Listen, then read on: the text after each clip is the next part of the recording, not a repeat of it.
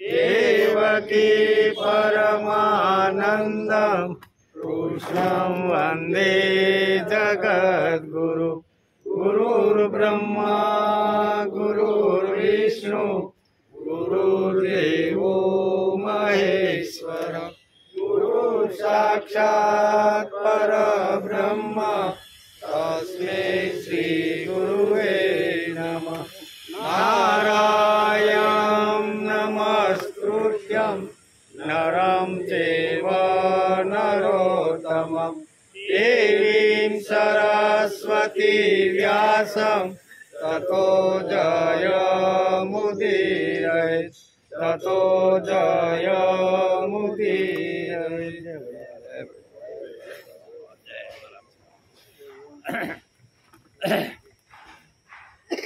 भुवो बरावतारकं भवाब्धिकर्णधारकं यशोमति किशोरकं नमामि चित्तचोरकं दगन्तकान्तभङ्गिनं सदा सदालसङ्गिनं दिने दिने नवं नवं नमामि नन्दसम्भवम् नमामि नन्दसम्भवम्। भुवो भरावतारकं भवाब्धिकर्णधारकं यशोमति किशोरकं नमामि चित्तचोरकं। पृथ्वीनो भार उतारनार केवा भगवान छे? भुवो भरावतारकं એટલે પૃથ્વીનો ભાર ઉતારનાર, ભવસાગરના કર્ણધાર, ચિત્તને હરી જનારા યશોદા નંદન શ્રી કૃષ્ણ ભગવાનને હું નમસ્કાર કરું છું। આગળ કે છે દગંત કાંત ભંગીનમ સદા સદા સલંગીનમ દિને દિને નવમ નવમ નમામિ નમામિ નંદ સંભવમ સંભવમ।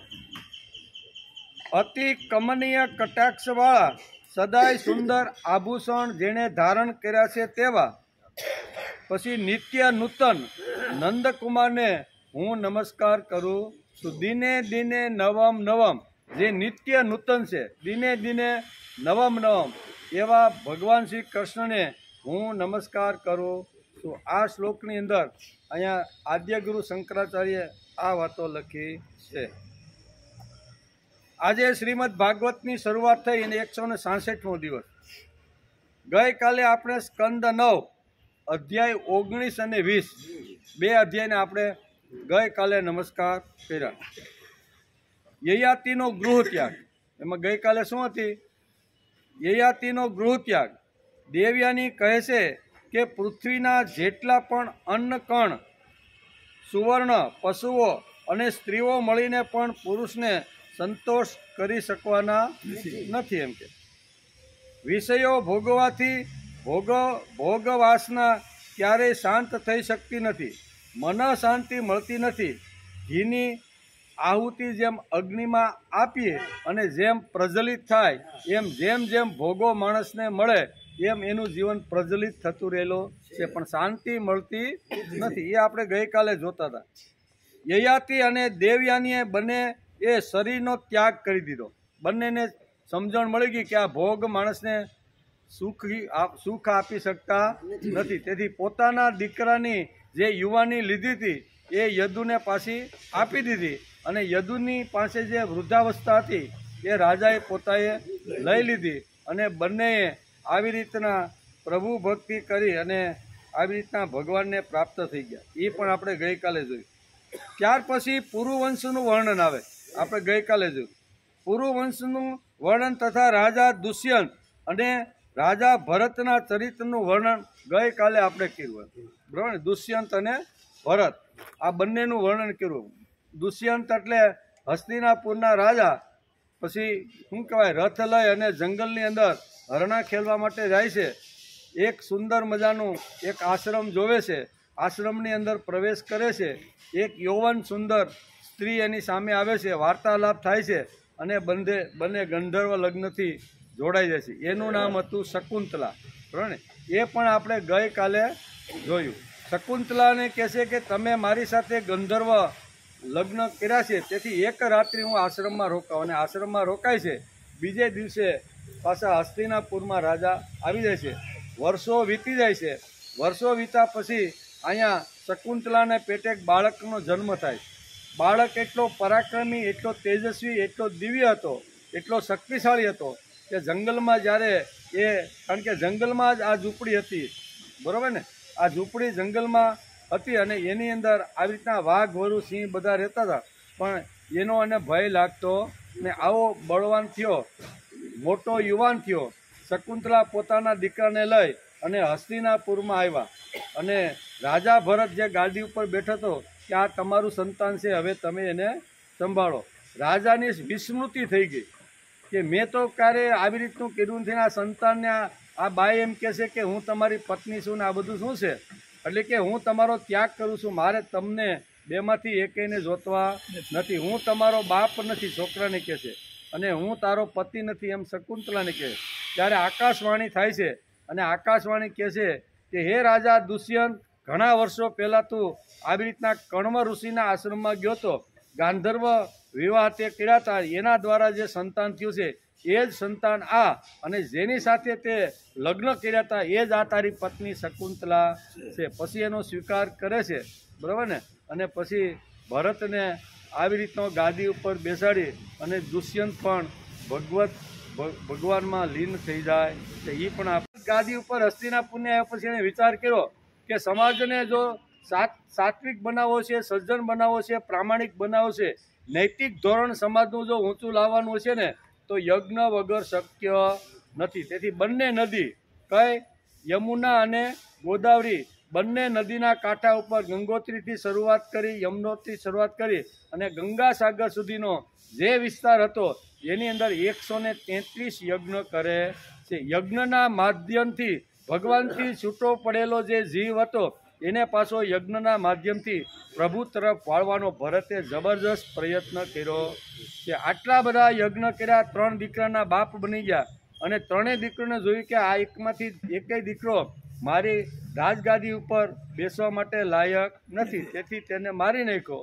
ત્રણેયને ફરીથી એક યજ્ઞ કર્યો અને એમાંથી ભરદ્વાજ નામની એક આવી સંતાન પ્રાપ્ત થયું અને એને ગાદી સોંપી અને જંગલની અંદર તપસ્યા કરી અને ભરત પોતાનું જીવન સાર્થક કરી. અહીંયા સુધી આપણે ગઈકાલે આવ્યા હતા. આજે આપણે 21મો અધ્યાય, 21મા અધ્યાયમાં ભરત વંશનું વર્ણન અને રાજા રણનીદેવની કથા, 2 કથા આ અધ્યાયની અંદર વેદવ્યાસે લખી છે. શ્રી સુકદેવ ઉવાચ વિતથસ્ય સુતો મન્યો બૃહસ્તક્ષરો જયસ્તત મહાવીર્યો નરો ગર્ગ સંકૃતિસ્તનરાત્મજ ગુરુ સ રંતિદેવાચ સંગકૃતે પાંડુનંદન વસ્ય હિ યસ ઇહા મૂત્ર યગીયતે. સુખદેવજી મહારાજ કહે છે કે હે રાજા પરીક્ષિત, વિતથ અર્થાત ભરદ્વાજનો પુત્ર હતો મન્યુ. મન્યુના 5 પુત્રો થયા, બૃહસ્પતિ, જય, મહાવીર્ય, નર અને ગર્ગ. નરનો પુત્ર હતો સંકૃતિ, સંકૃતિના 2 પુત્રો થયા, ગુરુ અને રણનીદેવ. હે રાજા પરીક્ષિત, રણનીદેવનો નિર્મળ યશ આ લોક અને પરલોકમાં સર્વત્ર ગાવામાં આવે છે. રણનીદેવનું ઘણું મહત્વ શાસ્ત્રકારોએ પણ બતાવ્યું છે અને વેદવ્યાસ લખે છે. અને સુખદેવજી મહારાજ રાજા પરીક્ષિતને કહે છે કે હસ્તિનાપુરની ગાદી ઉપર આ જે પરંપરા, જે વંશ આવ્યો એમાં રણનીદેવ નામનો એક રાજા થયો અને એનું ઘણું બધું આવી રીતનું મહત્વ છે. રણનીદેવ આકાશ વૃત્તિથી કોઈ પણ પ્રકારનો ઉદ્યોગ કર્યા વિના ભાગ્યવશ જે પ્રાપ્ત થાય તે વસ્તુનો ઉપભોગ કરતા હતા. તેથી તેમની સંપત્તિ દિવસે દિવસે ઘટતી જતી હતી. આવું પણ આપણે થાય ને, આપણી પાસે સંપત્તિ હોય અને કોઈ પ્રયત્ન ન કરી પાછો ઉમેરવા માટે સંપત્તિમાં અથવા જાળવવા માટે, તો શું થાય, જે કાંઈ ભેગું કરેલું છે એ બધું તૂટી જાય. અહીંયા પણ અહીંયા વેદવ્યાસ લખે છે અને સુખદેવજી મહારાજ કહે છે કે રણનીદેવ આવી રીતના કોઈ પણ પ્રકારનો પુરુષાર્થ કરતા નથી, અનાયાસે જે કાંઈ પ્રાપ્ત થાય તેનો એ ઉપભોગ કરતા હતા. તેથી એની સંપત્તિ દિવસે દિવસે આવી રીતની ખલાસ થઈ ગઈ. પણ આપી દેતા અને ઘણીવાર ભૂખ્યા પણ રહેતા. તેઓ સંગ્રહ પરિગ્રહથી અને મમતાથી રહિત તથા મોટા ધૈર્યવાન હતા. તેઓ તેમના પરિવાર સાથે દુઃખ ભોગવી રહ્યા હતા. એકવાર તો લગાતાર 48 દિવસ એવા વીતી ગયા કે તેમને પાણી સુદ્ધા પીવા ન મળ્યું. 49મા દિવસે સવારે જે તેમને થોડી ઘણી ખીર, ઘી, શીરો અને જળ મળ્યું. તેમનો પરિવાર મોટા સંકટમાં હતો. ભૂખ અને તરસથી તે બધા કાંપી રહ્યા હતા. પરંતુ જ્યાં તે લોકો ભોજન કરવાનું વિચારતા હતા ત્યાં જ અતિથિના રૂપમાં એક બ્રાહ્મણ ત્યાં આવી ગયો. શું થયું? 48 દિવસના ભૂખ્યા રહ્યા, 49મા દિવસે થોડી ખીરને બધું મળ્યું એમ કે. તો મળ્યું એટલે એ ભોજન કરવાનો જ્યારે પરિવાર વિચાર કરતા હતા ત્યારે આવી રીતનો એક અતિથિ બ્રાહ્મણ ત્યાં આવી ગયો. રનિદેવ બધામાં ભગવાનના દર્શન કરતા હતા. બરાબર? પૃથ્વીની અંદર જે કાંઈ, પછી પૃથ્વીની અંદર માણસ હોય, પશુ હોય, પક્ષી હોય, એમાં બધાના ભગવાનના દર્શન કરતા. તેથી તેમણે ખૂબ શ્રદ્ધાથી આદરપૂર્વક તે અન્નમાંથી બ્રાહ્મણને ભોજન કરાવ્યું. બ્રહ્મદેવતા ભોજન કરીને ચાલ્યા ગયા. જેના માટે માંડ 48 દિવસ પછી આ ભોજન મળ્યું હતું એ પણ બ્રાહ્મણને ખવડાવી દીધું. હે રાજા પરીક્ષિત, હવે વધેલા અન્નને રનિ દેવના પરિવારે આપસમાં વહેંચી લીધું અને ભોજન કરવા તૈયાર થયા. તે સમયે એક બીજો શૂદ્ર અતિથિ ત્યાં આવ્યો. રનિદેવે ભગવાનનું સ્મરણ કરતા રહીને તે વધેલા અન્નમાંથી પણ થોડો ભાગ શૂદ્રના રૂપમાં આવેલા અતિથિને પણ ખવડાવી. આ આખી કથા અહીંયા સમજાવવાનો પ્રયત્ન કર્યો છે કે આવી રીતના પ્રથમવાર 48 દિવસના આવી રીતના ભૂખ્યા રહેવાથી એક બ્રાહ્મણ આવ્યો. બ્રાહ્મણને ખવડાવી દીધું. વધુ એટલો પરિવાર સાથે બેસીને ભોજન કરવાનો પ્રયત્ન કરતા ત્યાં શૂદ્ર નામનો એક માણસ આવ્યો કે મને પણ ખાવાનું કંઈક આપો એમ કે. એમ કરીને એને પણ થોડું એમાંથી આપ્યું. જ્યારે શૂદ્ર ખાઈ પીને ચાલ્યો ગયો ત્યારે કેટલાક શ્વાન સાથે એક બીજો અતિથિ આવ્યો. તેણે કહ્યું કે હે રાજન, હું અને મારા શ્વાન બહુ ભૂખ્યા થયા છે, અમને કંઈક ખાવાનું આપો. રનિદેવે ખૂબ જ આદરભાવથી જે કંઈ બચ્યું હતું તે બધું જ તેને આપી દીધું અને ભગવાનમય થઈને તેમણે શ્વાન અને તેમના માલિકના રૂપમાં આવેલા ભગવાનને નમસ્કાર કર્યા. હવે માત્ર જળ જ બચ્યું હતું અને તે પણ માત્ર એક મનુષ્ય પી શકે એટલું જળ હતું. તેઓ આપસમાં વહેંચીને જળ પીવાનું વિચારતા હતા. ત્યાં તો એક ચાંડાળ આવી પહોંચ્યો. તેણે કહ્યું, હું અત્યંત નીચ છું, મને પીવા માટે જળ આપો. તે ચાંડાળની તે કરુણાભરી વાણી જે બોલતા પણ અત્યંત દુઃખનો અનુભવ કરી રહ્યો હતો. સાંભળીને રનિદેવ કરુણાથી અત્યંત સંતપ્ત થઈ ગયા. અને પાસે 8 સિદ્ધિઓથી યુક્ત પરમ ગતિ ઈચ્છતો નથી. બીજું તો હું શું મોક્ષની કામના પણ કરતો નથી. હું ચાહું છું તો માત્ર એ જ કે હું બધા જ પ્રાણીઓના હૃદયમાં સ્થિત થઈ જાઉં અને તેમનું બધું જ દુઃખ હું જ સહન કરું, જેથી બીજા કોઈ પ્રાણીઓને દુઃખ ન થાય. આ દીન પ્રાણી જળ પીને જીવવા ઈચ્છતો હતો. જળ આપી દેવાથી તેના જીવનની રક્ષા થઈ ગઈ. હવે મારી ભૂખ, તરસની પીડા, શરીરની શિથિલતા, દીનતા, ગ્લાનિ, શોક, વિષાદ અને મોહ એ બધા ચાલ્યા ગયા છે અને હું સુખી થઈ ગયો. આ પ્રમાણે કહીને તે બચેલું જળ પણ તે ચાંડાળને આપી દીધું. જોકે જળ વિના તે પોતે મરી રહ્યા હતા, છતાં સ્વભાવથી તેમનું હૃદય એટલું કરુણાપૂર્ણ હતું કે તે પોતાને રોકી ન શક્યા. તેમના આવા ધૈર્યથી પણ કોઈ સીમા ન રહી. હે રાજા પરીક્ષિત, આ અતિથિઓ વાસ્તવમાં ભગવાનની રચેલી માયાના જુદા જુદા રૂપો લઈ અને રનિદેવ પાસે આવેલા હતા એમ કે. પરીક્ષા પૂરી થયા પછી પોતાના ભક્તોની અભિલાષા પૂરી કરનાર ત્રિભુવન સ્વામી બ્રહ્મા, વિષ્ણુ અને મહેશ ત્રણેય તેમની સામે પ્રગટ થઈ. આટલી મોટી કસોટીમાંથી રનિદેવ પસાર થઈ ગયા. એણે એક વ્રત લીધું હતું, બરોબર ને, કે વ્રતની અંદર મારે આંગણે કોઈ પણ અતિથિ અથવા કોઈ પણ માંગવા માટે આવે તો હું એને મારી પાસે જે કાંઈ ખાવાનું છે એને હું આપીશ. આમ કરતાં કરતાં પ્રથમ બ્રાહ્મણ, પછી ક્ષુદ્ર, પછી આવી રીતના એક શ્વાન સાથે એક આવી રીતનો અતિથિ પણ આવ્યો. આવી રીતે જે લોકો આવતા ગયા એ બધું 48 દિવસના ભૂખ્યા રહેવા છતાં પણ એણે એમ ન કીધું કે 48 દિવસથી અમે ખાધું નથી, તો આ માંડ 49મા દિવસે અમને મળ્યું છે તો અમે આ ખાઈને, આવું ન કહેતા જે લોકો આવતા ગયા એ બધાને આવી રીતનું અન્ન અને પાણી આપતા ગયા. ભગવાન બ્રહ્મા, વિષ્ણુ અને મહેશે કીધું કે હવે આની પરીક્ષા પૂરી થઈ ગઈ છે. આપણી પણ ઘણીવાર ભગવાન આવી રીતની પરીક્ષા લેતા હોય છે. એ પરીક્ષામાંથી માણસે પાસ થઈ જવું જોઈએ. શેઠ સગાસાની જેટલી પરીક્ષા આ યુગની અંદર લીધી છે એવી કોઈની લીધી નથી. કલ્પના આપણે ન આવે ને એવી આવી રીતની પરીક્ષાઓ ભગવાન પરબારા પ્રાપ્ત થતા નથી. જેણે વ્રત લીધું છે એ વ્રત તોડાવવા માટે ભગવાન ખુદ પોતે એના વ્રતને તોડાવવા માટે અનેક રૂપો ધારણ કરીને આવે છે. ભગવાનને એમ થયું કે શેઠ સગાસાએ નક્કી કર્યું છે કે અમારા બિલખાની અંદર જે કોઈ માણસ અતિથિ આવે, અતિથિને જમાડ્યા પછી જ અમારે જમવાનું છે. ગમે તેટલા દિવસ થાય પણ અતિથિ જો ન આવે અને એને અમે ન જમાડીએ તો અમારે ભલે ગમે તેટલા ઉપવાસ કરવા પડે. આમ કરતાં કરતાં અઠવાડિયા સુધી ધોધમાર વરસાદ શરૂ થયો.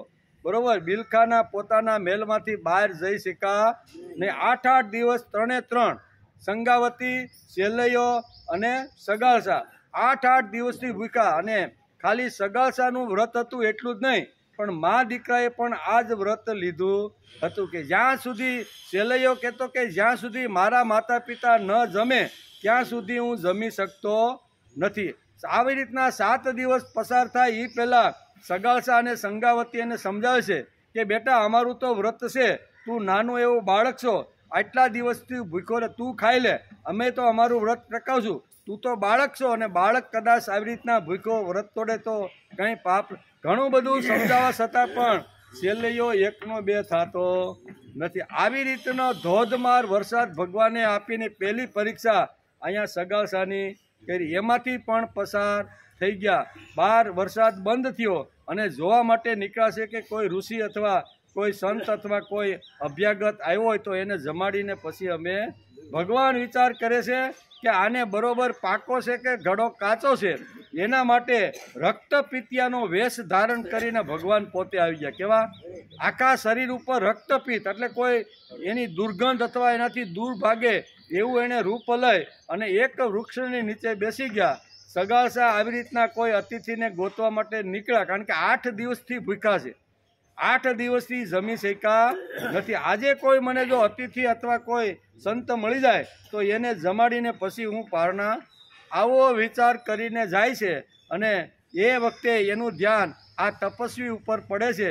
જોવે છે તો આવી રીતના તપસ્યા કરતા હોય છે. લગર વગર, માથે કોઈ નાયા ન હોય 15 દિવસ, એવો વેશ ભગવાને ધારણ કરી લીધો.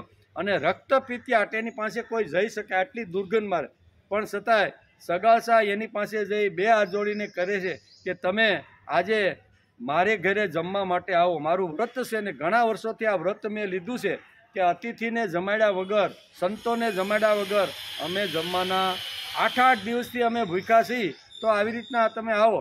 એ કે એમ હું આવું નહીં. તારી પત્ની જો મને આવી રીતનો સાફ કરી બધું કરીને જો લઈ જાય અને પ્રેમથી, તો એની પત્નીને બોલાવે છે. પત્ની પણ કરંડિયામાં લઈ અને આવે છે, ઘણી બધી આવી રીતની કરે છે. અને પછી કે તું મને આ જમવા માટે લાવ્યો છે તો તું મને જમવા માટે આપ. સરસ મજાની રસોઈ બનાવી અને સંગાવતી જ્યારે એને આપવા માટે જાય છે ત્યારે કે ભાઈ અમે તો અઘોરી બાવા કહેવાય. કેવા? તો પર માટીના એવાયા છીએ, અમારે તો પર માટી જોઈએ, પર માટી વિના અમે જમી શકતા નથી. આવો જ્યારે આવી રીતનો જ્યારે જવાબ મળે છે ત્યારે સંગાવતી અને સગાળસા શેઠ વિચાર કરે છે કે હવે શું કરવું. આપણે તો પવિત્ર આવી રીતના ગૃહસ્થી છીએ, આપણા ઘરની અંદર આવી અભક્ષ્ય વસ્તુ કોઈ દી આપણા ચૂલા ઉપર રંધાણી નથી. અને આ સંત તો આવી રીતની માગણી કરે છે. હવે શું કરવાનું? બંને વિચાર કરે છે કે પર માટી તો આપણે એનો સ્પર્શ પણ કરતા નથી, જોઈ પણ શકતા નથી, તો રાંધી તો કેવી રીતે શકાય એમ. આવી સંગાવતી વિચાર કરે છે. પણ હવે ભોજન એને કરાવ્યા વગર અમે જમી શકતા નથી। ત્યારે અહીંયા જે રક્તપિત્તથી ભગવાન જે રૂપ લઈને આવ્યા હતા એ કે મોટે ઉપાડે આ 2 કલાક વહી ગઈ, હજી તું કાંઈ મારી વ્યવસ્થા કરતો નથી, તારે મને મોટે ઉપાડેથી હુકામાં લાવ્યો, મને હતો અહીંયા મૂકી જા, આવા નવા કેટલાક છે, આમ કરીને એટલા બધા કટાક્ષ શબ્દ સંગાવતી અને અહીંયા સગાવસાને કહે છે, સાંભળી લેશે। કારણ કે એનું વ્રત હતું કે કોઈ પણ આવી રીતના ને જમાડ્યા વગર અમારે જમવાનું। આ બધી વાતો કહેવાનો અર્થ અહીંયા પણ આ ઘટના વેદવ્યાસ ભાગવતની અંદર પણ આ રણનીદેવના ચરિત્ર દ્વારા આપને સમજાવે છે। એનું વ્રત હતું કે અમે કોઈની પાસે માગશું નહીં અને અમે જે કાંઈ મળશે ને થોડું ઘણું એમાં અમે અમારું ગુજરાન ચલાવી લેશું। એટલે આવી રીતના અમારા આંગણે પણ જો કોઈ અમે જમતા હોય જેમાં પહેલાં કોઈ જો આવી જઈને માગણી કરે તો અમે પણ અમારા અન્નમાંથી અમારા આવા રાંધેલામાંથી અમે એને આપીએ। આમ કરી અને 4 વખત ભગવાન અહીંયા રણનીદેવની આવી રીતની પરીક્ષા કરે છે। અહીંયા સગાસા શેઠી પરીક્ષા કરે છે। સગાસા વિચાર કરે છે કે હું જો કસાઈ વાડે જાઉં અને મને કોઈ જોઈ જાય તો લોકો એમ કહેશે કે આ તો ઢોંગી છે, વાતું મોટી મોટી કરે છે અને કસાઈવાડામાં જઈને પોતે માંસ લાવીને પોતાના ઘરમાં રાંધતા હોય તો શું કરવાનું? તો રાતના સમયે આવી રીતના વેશ પલટો કરીને જાય છે, હાથમાં થેલી લઈને જાય, કસાઈવાડે જાય અને આવી રીતની પરમાટી લાવતા હોય છે। રસ્તાની અંદર એને ઘણા એના વિરોધીઓ મળી જાય છે કે આ અત્યારે આવા સમયે આ કસાઈવાડામાં ગયો છે, એનો અર્થ કે દિવસે એ કોઈ જોઈ જાય એટલે એ માટી લેવા જતો નથી પરમાટી, પણ આને ખાવાનો તો બહુ ભક્ત એમ કરી અને થેલીમાં રાખેલી જે પરમાટી હતી એ ઓલા બધા લોકોને કહેશે કે ભાઈ થેલીમાં લઈને તું શું જાશો? એ કે તો કે કાંઈ નહીં, આમ તો એ કે આમ નીકળો તો અને આમ એ કે ના ના તારી થેલીમાં અમને જોવા દે। હકીકતે થેલીમાં પરમાટી હતી। આવેલા સંતે કીધું કે પરમાટી સિવાય અમે કાંઈ જમતા નથી। એટલે આવી રીતનું કરવા લાગ્યા ત્યારે આ 2-5 લોકોએ એને બરોબર એ કે મોટો શેઠ સગાવસાનો આવી રીતનો દાનનો ને બધું બહુ કરે છે, બહુ મોટી તારી સમાજમાં કીર્તિ છે અને આ સુપી રીતે આવી રીતનું કસાઈવાળાનું માંસ લઈને તમે ઘેરે રાંધીને ખાવશો એ તો આ તમારી અમે ખુલ્લી તમારી આવી રીતની વાત બિલખાની અંદર અમે શરૂ કરી દઈશું। એમ કરીએ કે ભાઈ તમે મારી થેલીમાં કાંઈ જોવો નહીં, ભાઈ મારી થેલીમાં બીજું કાંઈ નથી, એમ સગાવસા વારંવાર આ લોકોને વિનંતી કરે છે। પણ આ 3-4 જણા એની વાત માનતા નથી। તું પરમાટી લેવા અને એમાં જતો જોયો અને આવતો પણ એમાંથી જ અમે જોયો છે, તેથી તારે આ અમને બતાવવું પડે। એમ કરી અને આ થેલી આંચકી લે છે, આ બધા આંચકીને ઠલવે છે તો એમાંથી ફ્રૂટ ને બધું નીકળે છે। ભગવાન ક્યાં આવીને એની રક્ષા કરે? વિચાર તો કરો કે ભગવાન ક્યાં ભક્તની રક્ષા કરવા માટે કેવી રીતના રૂપ ધારણ કરે છે, બરોબર? સગાસા દૂર ઊભો વિચાર કરે છે કે હું તો પરમાટી લઈને નીકળો તો આ લોકોએ મારી શું કહેવાય છે 2 આબરૂ કરવા માટે થેલીમાંથી આ કાઢી તો એમાંથી ફ્રૂટ બધાય નીકળ્યા। ભગવાનને એકદમ નમસ્કાર, તે ભગવાન મારી લાજ રાખી। આ ભગવાન આવી રીતના ક્યારે આવે કે વ્રતની અંદર માણસ જો પારંગત થઈ જાય તો આપણે એવું વ્રત જો લઈ અને વ્રત ટકાવવા માટે ગમે તે પરિસ્થિતિનો સામનો કરી તો 100% ભગવાન આજે પણ આપને મદદ કરતા રહેલા છે। અહીંયા કોણ ભાઈ આવ્યું? ભાઈ થેલીમાં કોણ ગરી ગયું? થેલીમાંથી માટીની જગ્યાએ શું નીકળ્યું? ભાઈ ઓલા પગે લાગે કે ભાઈ મહારાજ અમારી ભૂલ થઈ ગઈ, શેઠ અમને તમે માફ કરો, અમને તો એમ હતું તમે કસાઈવાડે ગયા એટલે પરમાટી તમે લાવ્યા હોય। આમ ફ્રૂટ પાછા સગાસા પોતાની થેલીમાં નાખી અને ઘેરે આવે છે। સંગાવતી પૂછે છે તમે લાવ્યા? તો કે હા આ લાવ્યા, આની પરમાટી એમાં હતી જ એમ, બરોબર ને? પણ અહીંયા ભગવાને અહીંયા એની રક્ષા કરવા માટે આ કીધું, એ પરમાટી રાંધીને ખવડાવે છે। આ બધી કસોટી છે, કહેવાનું કે વ્રત કોઈ પણ માણસ લે, બરોબર ને, તો એ વ્રત જો માણસ પકડે ને તો ભગવાન 100% એને મદદ કરવા માટે આવે। આ બધી ઘટના આપણે વાંચી છે, સાંભળી છે અને ઘણીવાર આવી રીતના ઘણા બધા આખ્યાન વ્યાખ્યાનની અંદર આ બધી વાતો આપણે સાંભળતા હોય છે। પરમાટી રાંધીને જમાડે છે એ કે ભાઈ પરમાટી તો અમે જમતા નથી, અમે કાંઈ પરમાટી થોડા જમીએ, અમે તો અઘોરી બાવા છીએ, અમે તો માણસનું માંસ ખાઈ ભાઈ, કેવું? અને માણસનું માંસ પાછી ધડથી માથા ઉપરનો જે ભાગ છે ને એ જ ખાઈએ, અમે નીચેનો ભાગ મળમૂત્રવાળો ભાગને સ્પર્શ કરતા। આવું ઘણું બધું કે વિચાર કરે છે કે હવે શું કરવાનું? તો પછી કે તમે વિચાર શું કરો છો? તમે મોટે ઉપાડે મને અહીંયા લાવ્યા અને પાછા હું હતો અહીંયા તમે મૂકી જાઓ.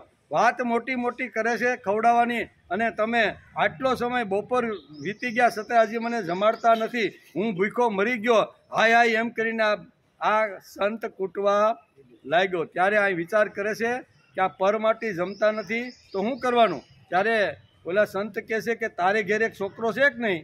તો કે હા. તો કે એનું માથું ખાંડીને ખાવણીયામાં જો ખવડાવ્યું ને તો પછી અમે ભોજન કરીએ. પણ એ તો નિશાળે ગયો છે. નિશાળે ગયો તો કાંઈ વાંધો નહીં. વિચાર કરે છે કે આ મહાત્માને જમાડ્યા વગર તો આપણે જવા દેવા નથી. ભગવાન પણ ત્યાં એક રૂપ ધારણ કરીને બિલખાની સ્કૂલમાં પહોંચી ગયા. રજા પડી ત્યારે સેલૈયાનું કાંડું પકડીને કહે છે કે ભાઈ તું અહીંથી ભાગવા માંડી. કે તો કે કેમ? તો કે તારા પિતા તને મારી અને એને ઘેરે કોઈ એક સંત આવ્યો છે ને એને ખવડાવવા માટે તારું બલિદાન આપવાનું છે. એ કે હું ભાગું શા માટે?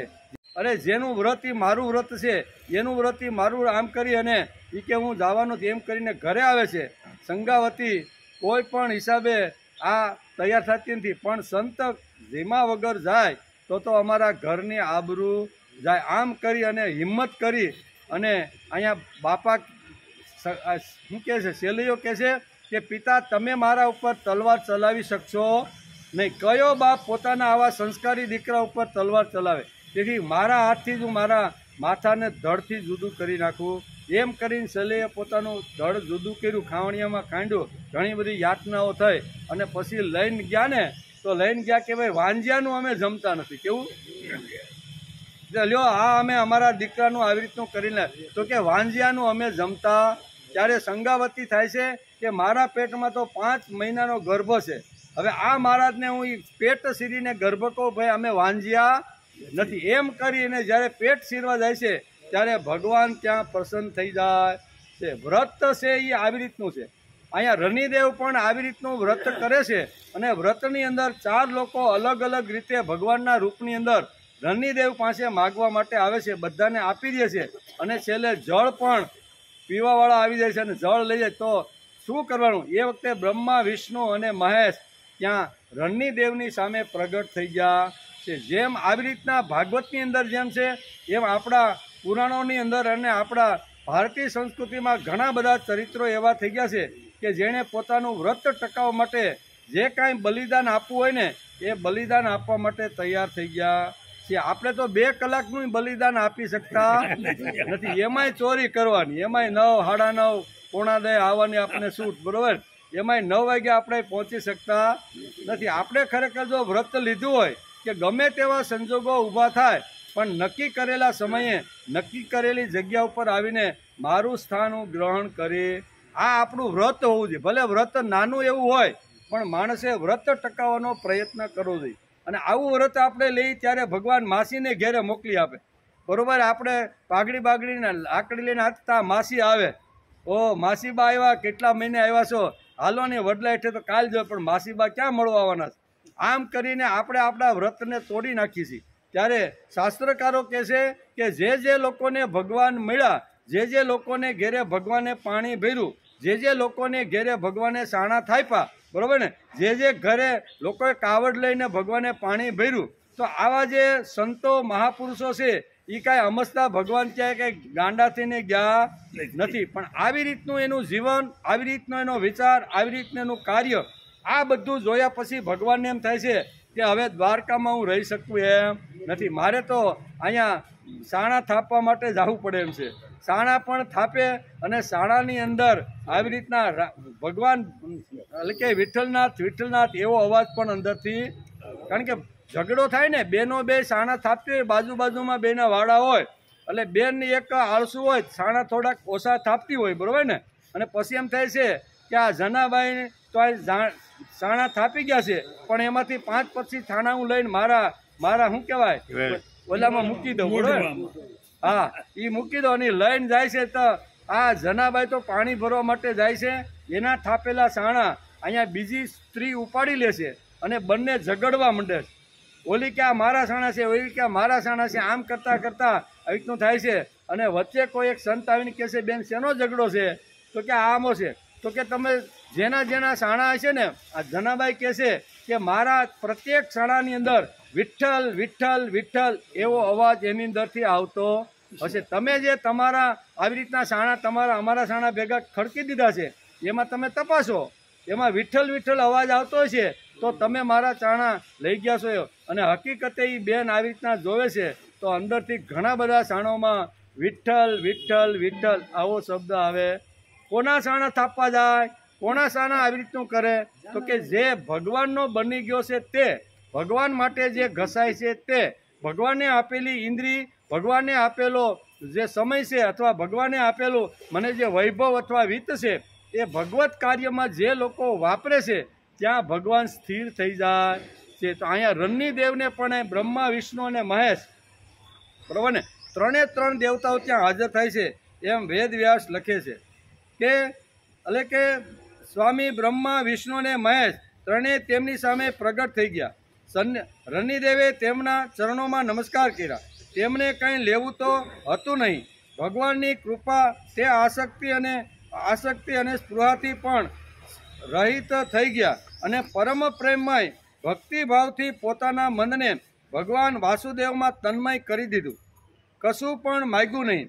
હે રાજા પરીક્ષિત, તેમને ભગવાન સિવાય બીજી કોઈ વસ્તુ ઉપર આસક્તિ હતી નહીં. રણિદેવને બસ એક ભગવાન ઉપર જ આસક્તિ હતી, બીજા કોઈ ઉપર આસક્તિ નહોતી.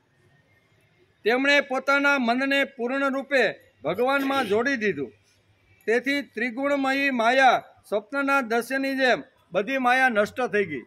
રણિદેવના અનુયાયીઓ પણ તેમના સંગના પ્રભાવથી યોગી બની ગયા અને બધા ભગવાનના જ આશ્રિત થઈ પરમ ભક્ત થઈ ગયા. રણિદેવની સાથે રહેવાવાળા જે લોકો હતા એ પણ એના સંગથી પરમ ભક્ત બની ગયા એમ કે.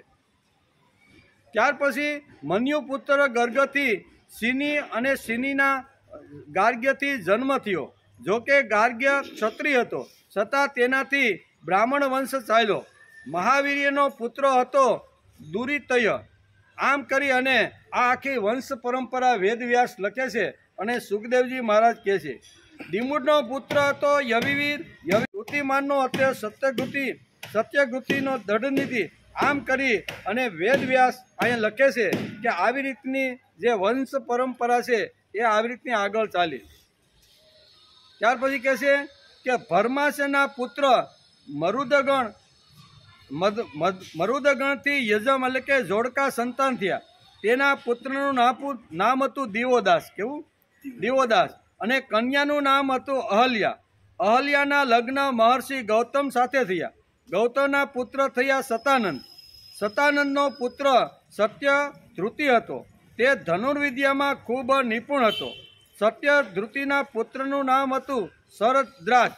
એકવાર ઉર્વશીને જોવાથી શરદ્રાજનું વીર્ય મૂંજ ઘાસ ઉપર પડી ગયું.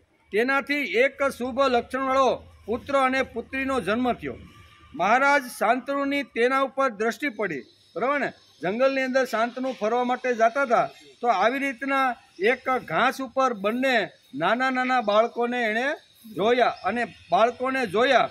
મહારાજ શાંતનુની તેના ઉપર નજર પડી કારણ કે તેઓ શિકાર કરવા માટે ત્યાં ગયા હતા. તેમણે કરુણાવશ બંનેને ઉઠાવી લીધા. તેમાં જે પુત્ર હતો તેનું નામ કૃપાચાર્ય થયું અને જે કન્યા હતી એનું નામ કૃપી. કેવું? કૃપી અને કૃપાચાર્યનો જન્મ કેવી રીતનો થયો એનું પણ અહીં વર્ણન કરે છે. આ જ કૃપી દ્રોણાચાર્યની પત્ની થઈ ગઈ હતી. આ રીતે સુંદર મજાનું વર્ણન અત્યારે અહીંયા પરીક્ષિત રાજાને અહીંયા સુખદેવજી મહારાજે સમજાવ્યું. ઇતિ શ્રીમદ ભાગવતે મહાપુરાણે પારમહંસ્યા સંહિતાયા નવમ સ્કંદ 21 નવમા સ્કંદ અંતર્ગત 21મો અધ્યાય સમાપ્ત થયો. 21મા અધ્યાયની અંદર અહીંયા રણિદેવની કથા અહીંયા વેદ વ્યાસે લખી છે અને સુખદેવજી મહારાજે એ વ્રતની અંદર ભંગ ન કરે, જે નિયમ લીધો હોય તે નિયમ જાળવી રાખે. બરાબર. તો એ નિયમ લે ત્યારે બ્રહ્મા, વિષ્ણુ અને ભગવાન કેવી રીતે કસોટી કરે છે અને કસોટીમાંથી પાર ઉતર્યા પછી એને અહીંયા મળવા માટે સામેથી ભગવાન આવે છે. રણિદેવે ક્યારેય આટલી મોટી 48 દિવસના આવી રીતના ભૂખ્યા રહેવા છતાં એણે ભગવાનને ફરિયાદ કરી નથી. આપણે તો થોડુંક કાંઈક થાય ને એટલે સીધી ભગવાનને ફરિયાદ કરવાની ચાલુ કરી દઈ. ભાગવત આપને આ સમજાવે છે કે વિઘ્નો આવશે, વિટંબણા આવશે, વિક્ષેપો પડશે, ઘણી બધી તકલીફો ઊભી થશે, પણ લીધેલું જે વ્રત છે એ વ્રત જાળવવા માટે ગમે તે પ્રયત્ન કરીને એને વળગી રહેવું જોઈએ. તેથી કોઈ નાનું વ્રત લે, કોઈ મોટું લે. સગાસા શેઠ જેવા હોય તો એ મોટું વ્રત લે કે મારા આંગણે કોઈ પણ આવી રીતનો અતિથિ આવે એ જમે ત્યાર પછી અમે અમારો પરિવાર જમશું. પછી ગમે તેટલા 8 દિવસ સુધી ભૂખ્યું રહેવું પડે તો ભૂખ્યા પણ રહે, પણ આવી રીતના વ્રતને તોડતા નથી. પોતાના દીકરાનું બલિદાન આપવું પડે તો આપી દે, પણ પોતાનું વ્રત તોડતા નથી. આવી સ્થિતિ જ્યારે નિર્માણ થાય છે ત્યારે ભગવાન આવે છે. કોઈ બાપજી મારા ઉપર હાથ મૂકી દે અને મારું કલ્યાણ થઈ જાય અને મને વૈકુંઠ મળી જાય, તો આ શાસ્ત્રકારો આપને સમજાવે છે કે આ શક્ય નથી. માણસે જે કાંઈ વ્રત નાનું મોટું લીધું હોય એને પૂર્ણ કરવા માટે માણસે જબરજસ્ત પ્રયત્ન કરવો જોઈએ. અને આવો જ્યારે પ્રયત્ન કરે છે ત્યારે ભગવાન પણ ઘણા લોકોને એનું વ્રત તોડવા માટે, પરીક્ષા માટે ઘણું બધું કરતા રહેલા છે. આ બધી વાતો અત્યારે અહીંયા 21મા અધ્યાયની અંદર વેદવ્યાસે રણનીદેવના ચરિત્ર દ્વારા આપણા જેવા સામાન્ય માણસને સમજાવવાનો પ્રયત્ન કર્યો છે. તેથી હવે 22મો અધ્યાય, સ્કંદ 9 અધ્યાય 22મો, એમાં પાંચાલ, કૌરવ અને મગધ દેશીય રાજાઓનું વર્ણન આવે છે. 3 કથાઓ આની અંદર છે. એમાં પાંચાલ દેશ, કૌરવ અને મગધ દેશીય રાજાઓનો વંશ વિસ્તાર કેવી રીતનો હતો એ વેદવ્યાસે સમજાવવાનો પ્રયત્ન કર્યો છે. આપણે જોઈ લઈએ જરી. શ્રી સુખદેવજી ઉવાચ મિત્રેયુષ્ય દિવો દાસ યત્સવનસ્તુતો નૃપ સુદાસ સહદેવોથ સોમકો જંતુ જન્મકૃત તસ્ય પુત્ર સતમ તેસા યવિયાના પૃષત્સુત દ્રુપદો દ્રૌપદી તસ્ય ધૃતરાષ્ટ્રસ્ય હુત્યય. સુખદેવજી મહારાજ કહે છે કે હે રાજા પરીક્ષિત, દેવોદાસનો પુત્ર હતો મિત્રેશુ. મિત્રેશુનો 4 પુત્ર થયા, ચવન, સુદાસ, સહદેવ અને સોમક. સોમકના 100 પુત્ર હતા. તેમાં સૌથી મોટો જંતુ અને સૌથી નાનો પૃષત હતો. પૃષતના પુત્ર દ્રુપદ હતા. દ્રુપદને દ્રૌપદી નામની પુત્રી અને ધૃષ્ટધુમ્ય નામનો એક પુત્ર થયો. ધૃષ્ટધુમ્યનો પુત્ર ધૃષ્ટકેતી થયો. એટલે કે ભર્મસ્યા વંશમાં ઉત્પન્ન થયેલા આ રાજાઓ પાંચાલ કહેવાયા. અજમીઢનો બીજો પુત્ર હતો ઋષક. તેમના પુત્ર થયા સંવરણ. સંવરણના લગ્ન સૂર્યની પુત્રી તપ્તી સાથે થયા. તેમના જ ગર્ભથી કુરુક્ષેત્રના સ્વામી કુરુનો જન્મ થયો. કુરુને 4 પુત્રો હતા, પરીક્ષિત, સુધન્વા, જન્મુ અને નિષાધય. આ આખા વંશ વિસ્તારનો અત્યારે સુખદેવજી મહારાજ રાજા પરીક્ષિતને આ પાંચાલમાં કેવી રીતના આવી રીતના રાજાઓ થયા અને એનું કેવો થયો એનું વર્ણન કરે. સુધન્વાથી સુહોત્ર, સુહોત્રથી ચવન, ચવનથી કુતિ, કુતિથી ઉપ ચિર વર્ષુ અને ઉપચિર વર્ષુથી બૃહદ વગેરે પુત્રો ઉત્પન્ન થયા. તેમનામાં બૃહસ્ત, કુશાંબ, મત્સ્ય, પ્રત્યક અને ચેદિસ વગેરે ચેદી દેશના રાજાઓ થયા. પછી બૃહસ્તનો પુત્ર હતો કુશાગ્ર. કુશાગ્રનો ઋષભ, ઋષભનો સત્યહિત, સત્યહિતનો પુષ્પવાન અને પુષ્પાનો જહુ નામનો પુત્ર થયો. બૃહસ્યથી બીજી પત્નીના ગર્ભથી એક શરીરમાં 2 ટુકડા ઉત્પન્ન થયા. 2 ટુકડા, બે પુરુષ ઉત્પન્ન થાય છે એ જરીક જોવું જોઈએ. તેથી જરા નામની જે રાક્ષસી હતી એને ન ખાતા એને બંને ટુકડાઓને જોડી આપ્યા. એમ રમતના તે બંને ટુકડાઓને જોડી દીધા. તે જોડેલા બાળકનું નામ જરાસંઘ. કેવું? જરાસંઘનો જન્મ આવી રીતનો થયો. 2 ટુકડા જુદા જુદા પડેલા હતા. જરા નામની રાક્ષસી આવી, તેમણે બરોબર સોલ્યુશન લગાડીને બેને ટુકડાને જોડી દીધા અને એમાં જે જીવ આવીને જે સંતાન થયું એનું નામ હતું જરાસંઘ. જરાસંઘનો સહદેવ, સહદેવનો સામિતી અને એટલે કે સોમા પિતાનો પુત્ર થયો શ્રુતશ્રવા.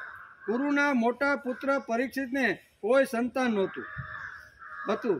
જુહુનો પુત્ર હતો સુરત, સુરતનો વિદુર, અને વિદુરથનો સાર્વભૌમ, સાર્વભૌમના જયસેન, જયસેનનો રાધિક, અને ઋષ, ઋષનો દિલીપ, અને દિલીપનો પુત્ર પ્રતીપ થયો. પ્રતીપના 3 પુત્ર થયા, દેવાપી, શાંતનુ અને બ્રાહ્લુ. દેવાપી પિતાનું રાજ્ય તજી વનમાં ચાલ્યો ગયો, તેથી તેના નાના ભાઈ શંતનુ રાજા થયા. પૂર્વજન્મમાં શંતનુનું નામ મહાભીષક હતું. પૂર્વજન્મ કયો ત્યારે એનું નામ હતું મહાભીષ. મહાભીષ હતું શંતનુથી. એકવાર શાંતનુના રાજ્યમાં 12 વર્ષ સુધી ઇન્દ્રે વૃષ્ટિ કરી નહીં. ત્યારે બ્રાહ્મણોએ શંતનુને કહ્યું કે તમે તમારા મોટા ભાઈ દેવાપીથી પહેલા લગ્ન, અગ્નિહોત્ર અને રાજ્યપદનો સ્વીકાર કરી લીધો છે, તેથી તમે પરી રહેતા છો. એ કારણે તમારા રાજ્યમાં વરસાદ થતો નથી. મોટા ભાઈ પહેલા નાના ભાઈએ લગ્ન કરી લીધા, એનું પરિણામ અત્યારે આ આવ્યું છે, એમ એને એક ઋષિએ અહીંયા સમજાવ્યું છે. તેથી તે અહીંયા દુષ્કાળ પડ્યો છે. એ કારણે તમારા રાજ્યમાં વરસાદ થતો નથી. હવે જો તમે તમારા રાષ્ટ્રની અને નગરની ઉન્નતિ ઈચ્છતા હો તો તુરંત જ તમારા મોટા ભાઈને રાજ્ય આપી દો. મોટા ભાઈના લગ્ન થયા પહેલાં તમે લગ્ન કરી લીધા છે, બરોબર ને? તો હવે તમારે જો રાજ્યમાં વરસાદ જો લાવવાનો હોય તો તમારે, પરંતુ શંતનુના મંત્રી અશ્મરાતે પહેલેથી તેમની પાસે કંઈક એવા બ્રાહ્મણો મોકલી દીધા હતા કે જેઓ વેદને દૂષિત કરનારા વચનોથી દેવાપીને વેદ માર્ગથી વિચલિત કરી ચૂક્યા હતા. તેનું ફળ એ થયું કે દેવાપી વેદોના સિદ્ધાંતો અનુસાર ગૃહસ્થાશ્રમનો સ્વીકાર કરવાના બદલે તેની નિંદા કરવા લાગ્યા. તેથી તેઓ રાજ્યના અધિકારીથી વંચિત થઈ ગયા, અને ત્યારે શંતનુના રાજ્યમાં વરસાદ થયો. દેવાપી અત્યારે પણ યોગ સાધના કરી રહ્યા હતા, અને યોગીઓના પ્રસિદ્ધ નિવાસસ્થાન કૈલાસ ગ્રામમાં રહે છે. જ્યારે કલિયુગના ચંદ્રવંશનો નાશ થઈ જશે ત્યારે સતયુગના પ્રારંભમાં તેઓ ફરી તેની સ્થાપના કરશે. શંતનુના મોટા ભાઈ બહાલિકનો પુત્ર થયો સોમદત્ત.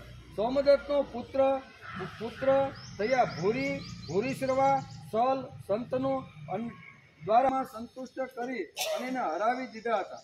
શંતનુ દ્વારા દાસરાજની કન્યાના ગર્ભથી 2 પુત્રો થયા, ચિત્રાંગના અને વિચિત્રવીર્ય. ચિત્રાંગદ નામના ગંધર્વે જંગલમાં મારી નાખ્યો. આજ દાસરાજની કન્યા સત્યવતીથી પરાશરજી દ્વારા મારા પિતા ભગવાનના કલા અવતાર સ્વયં ભગવાન શ્રી કૃષ્ણ દ્વૈપાયન વ્યાસજી અવતર્યા છે. તેમણે વેદોનું અધ્યયન કર્યું છે. એ અધ્યયન હું તમને ગંગા નદીના પવિત્ર કિનારા ઉપર 7 દિવસનું તમે અન્નસનનો વ્રત લઈને તમે જે બેઠા છો, એ કથા હું તમને જે કહું છું એ મારા પિતા કૃષ્ણ દ્વૈપાયન એટલે વ્યાસજી પાસેથી મેં સાંભળેલી છે. એમ અત્યારે સુખદેવજી કહે છે. શ્રીમદ ભાગવત પુરાણનું અધ્યયન કર્યું. આ પુરાણ પરમ ગોપનીય અને અત્યંત રહસ્યમય છે. તેથી જ મારા પિતા વ્યાસજીએ પોતાના પહેલ વગેરે શિષ્યોને આનું અધ્યયન ન કરાવ્યું. મને જ શ્રીમદ ભાગવતનો અધિકાર આપ્યો. આ જે 4 શિષ્યો જે હતા એને આ પુરાણ સંભળાવ્યું નહીં, પણ એને વેદો, 4 શિષ્યોને એક વેદો સંભાળવાનો મારા પિતાએ આ રીતનો પ્રયત્ન કર્યો.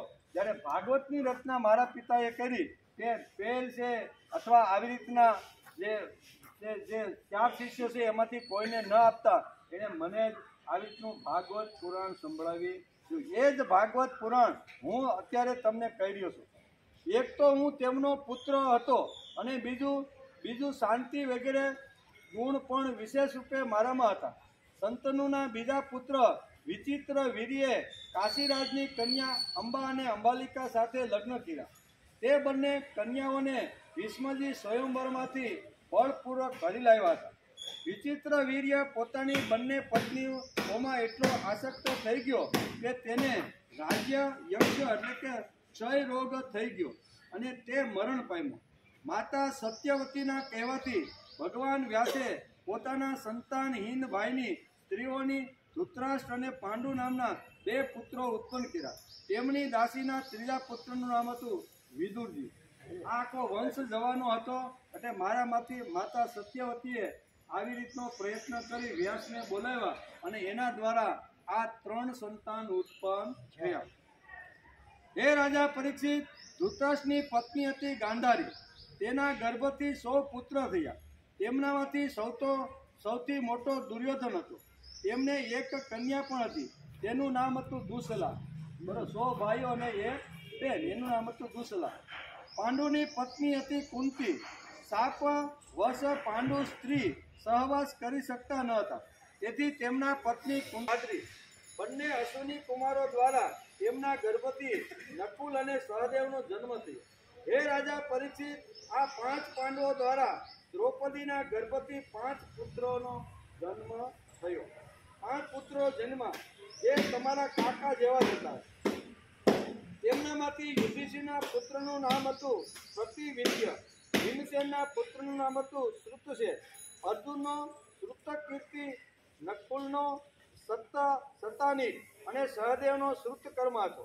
આ સિવાય યુધિષ્ઠિરને પૌરવી નામની પત્નીથી દેવક અને ભીમસેન, મારી આ કન્યાથી જે પુત્ર થાય તે મને પુત્ર તરીકે આપો એવો શાસ્ત્ર સંમત ધર્મથી પરણાવી હતી.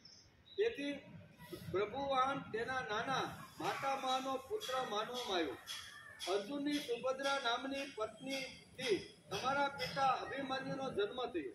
વીર અભિમન્યુએ તથા અતિરથીઓને જીતી લીધા. અભિમન્યુ દ્વારા ઉત્તરના ગર્ભથી તમારો જન્મ થયો છે એમ સુખદેવજી અત્યારે રાજા પરીક્ષિતને સમજાવે છે. તે સમયે કુરુવંશનો નાશ થઈ ચૂક્યો હતો.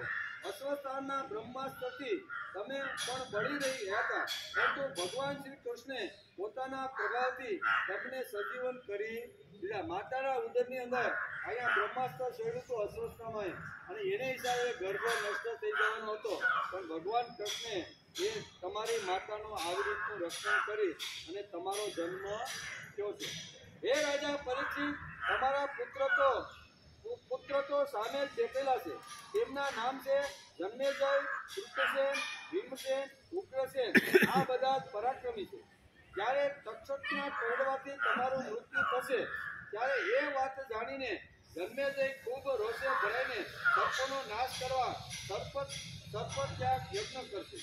એટલે કે કાવ છે ગોત્રના તુર નામના ઋષિને પુરોહિત બનાવીને અશ્વમેઘ યજ્ઞ કરશે અને સંપૂર્ણ પૃથ્વી પર વિજય પ્રાપ્ત કરીને યજ્ઞો દ્વારા ભગવાનની આરાધના કરશે. જન્મેજયનો પુત્ર થશે સતાનિક. તે યાજ્ઞવલ્ક ઋષિ પાસેથી 3 વેદ અને કર્મકાંડ તથા કૃપાચાર્યજી પાસેથી અસ્ત્ર વિદ્યાની શિક્ષા પ્રાપ્ત કરશે અને સૌનકજી પાસેથી આત્મજ્ઞાન પ્રાપ્ત કરીને પરમાત્માને પ્રાપ્ત કરશે. સતાનિકનો સહસ્ત્રનાથી સહસ્ત્રાજનો અશ્વમેઘનો આશીકૃષ્ણ. આમ એની હસ્તિનાપુરનો વંશ ધીમે ધીમે આગળ વધ્યો. જ્યારે હસ્તિનાપુર ગંગાજીમાં ભરાય છે ત્યારે નેમિચક્ર કૌશાંબીપુરીમાં પૂર્વક વિવાદ થશે. નેમિચક્રનો પુત્ર થશે ચિત્રરથનો કવિરથનો વૃષ્ટમેન અને વૃષ્ટમેનનો રાજા સુસેન. સુસેનના સુનીલ અને સુખદેવજી મહારાજ સમજાય.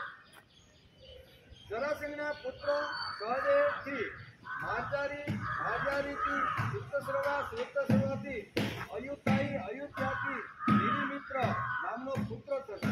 નિરિમિત્રનો સુનક્ષતનો ધર્મજીતનો શુકંજયનો વિપ્રના પુત્રનું નામ છે સુચિથી પ્રેમથી સુવ્રતથી ધર્મસૂત્રથી સમતિ હ્યુમનસેનથી સુમતિ અને સુમતથી સુબલનો જન્મ થશે. સુબલનો સુનિતનો સત્યજીતનો વિશ્વજીત અને વિશ્વજીતનો પુત્ર હિમપુજય થશે. આ બધા વંશના રાજાઓ થશે. આમનો શાસનકાળ એક અધ્યાય નવમ સ્કંદે દ્વાદશો અધ્યાય સમાપ્ત.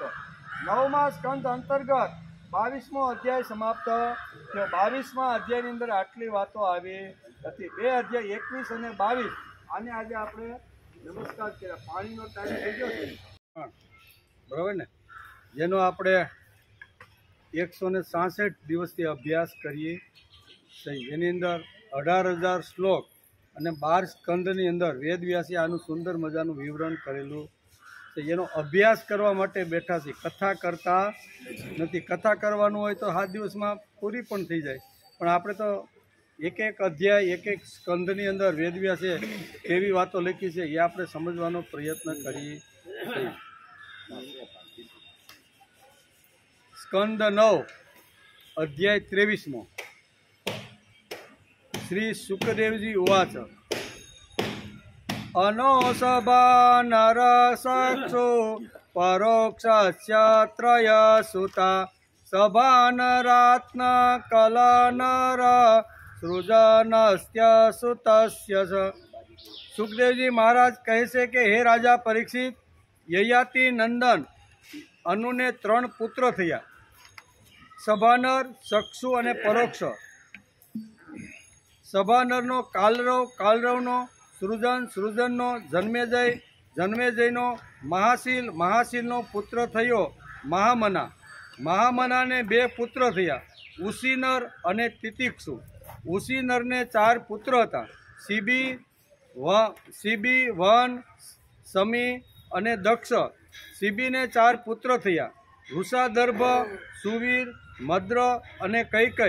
ઉશીનરના ભાઈ તિતિક્ષુનો રુદ્રરથ અને રુદ્રરથનો હેમ, હેમનો સુતુપ અને સુતુપનો બલિ નામનો પુત્ર થયા. અહીંયા ઉશીનરના પુત્રનું વર્ણન કરતા વેદવ્યાસ લખે છે કે શિબીનો પણ આ પરંપરામાં વંશમાં જન્મ થયો. એ રાજા પણ એવો જ હતો કે આંગણે કોઈ માણસ રક્ષણ કરવા માટે કોઈ જો યાચના કરે તો પોતાનું બલિદાન આપીને આવનારનું રક્ષણ કરે છે. એમાં એક ઘટના પણ બને છે. કઈ ઘટના? એકવાર ભગવાનને થયું કે આ પોતાનું વ્રત લઈને બેઠો છે, આપણે થોડીક એની પરીક્ષા કરી લઈએ. કબૂતર અને બાજનું રૂપ ધારણ કરી અને બાજ કબૂતરની પાછળ એને ખાવા માટે, એને પકડવા માટે આવી રીતનો આવે છે.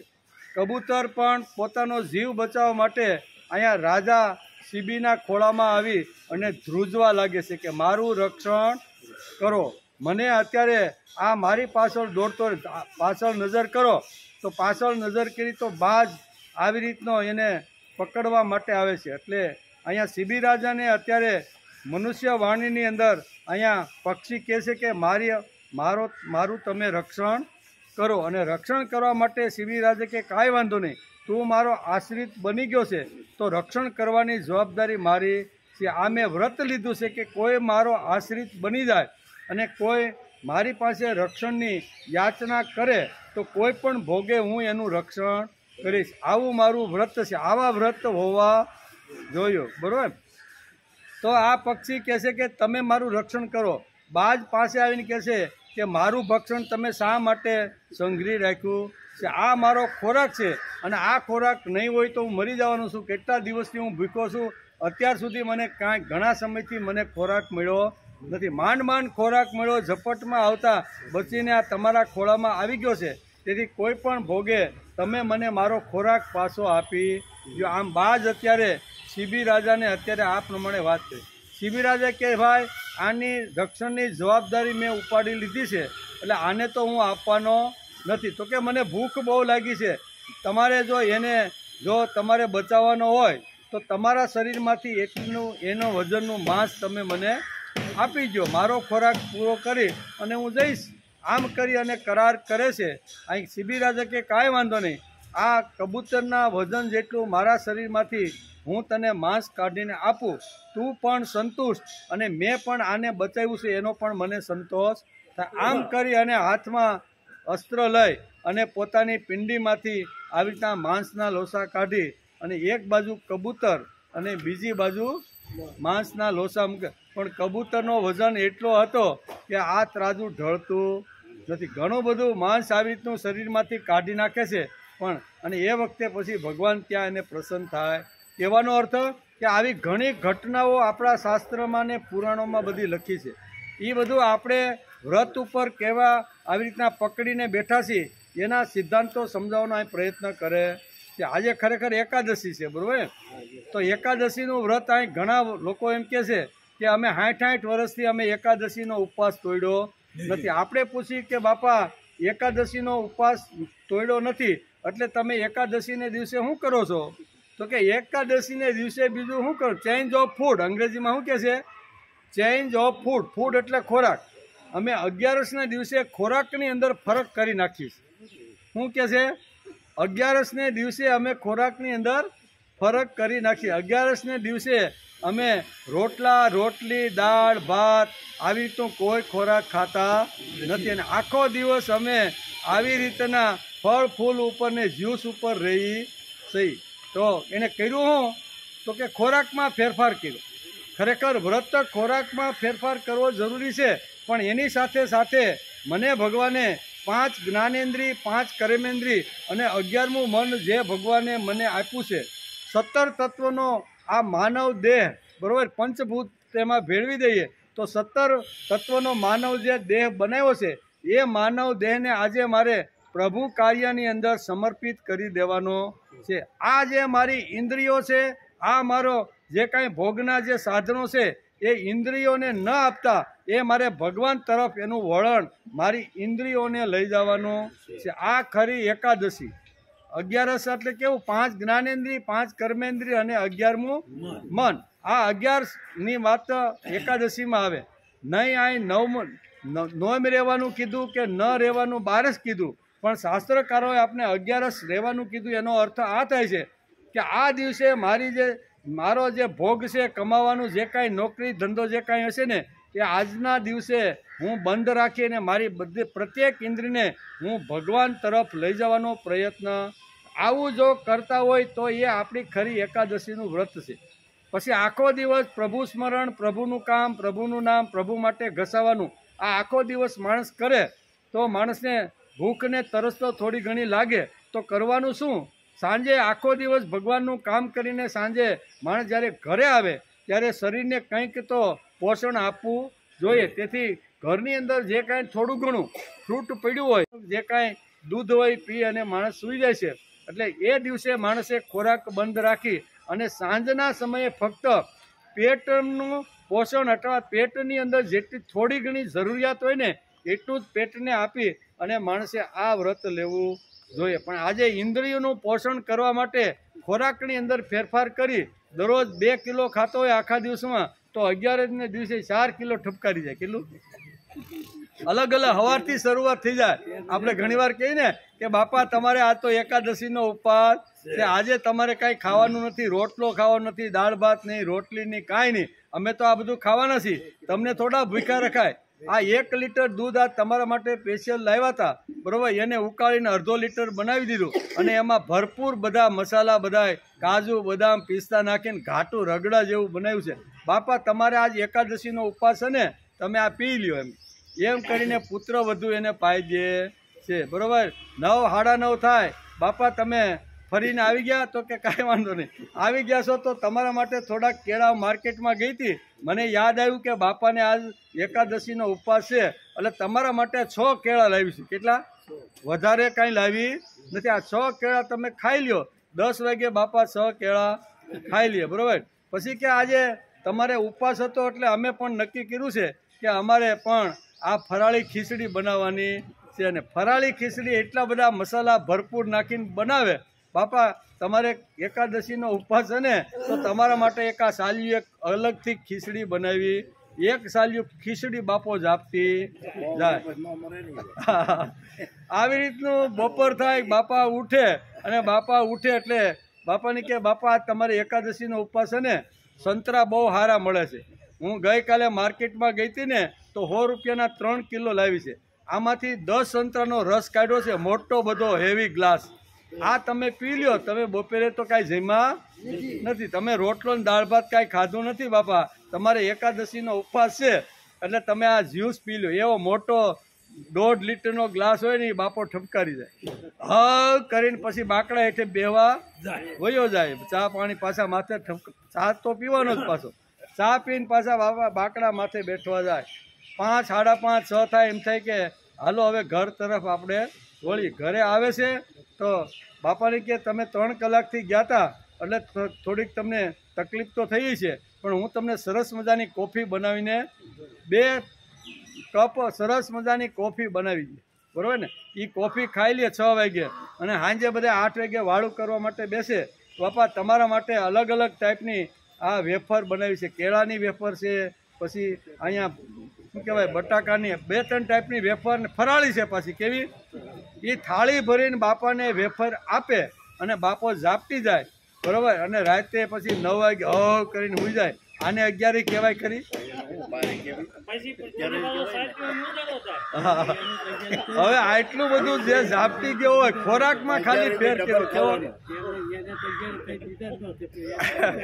ખોરાકની અંદર ફેર કરવાથી એકાદશી નું પુણ્ય મળતું નથી. શાસ્ત્રકારો કહે છે કે આવી રીતના ખોરાક ફેર કરી અને 60 વર્ષ સુધી તમે જો એકાદશી કરો ને 60 વર્ષ સુધી અને ખોરાકમાં જ ફક્ત ફેર કરો અને જીવનમાં નહીં, વિચારમાં નહીં, કામમાં નહીં, પ્રભુ તરફ વળણ આપવા કોઈ ફેરફાર ન કરો તો આનાથી તમને પુણ્ય મળતું નથી. અને પુણ્ય જો મળતું છે તો ભગવાને આપેલી એકાદશી આ ખોટી છે એમ આપણા શાસ્ત્રકારો કહે છે. તેથી આજના એકાદશીના દિવસે આપણે આપણા જે કાંઈ ઇન્દ્રિયો છે એ ઇન્દ્રિયોને ખોરાક ભગવાનના વિચારોનો, ભગવાનના કાર્યનો, ભગવાને જે કાંઈ સમાજમાં સિદ્ધાંતો નિશ્ચિત કર્યા છે એના માટે ઇન્દ્રિયોને એ તરફ વળણ આપવાનો પ્રયત્ન કરવો.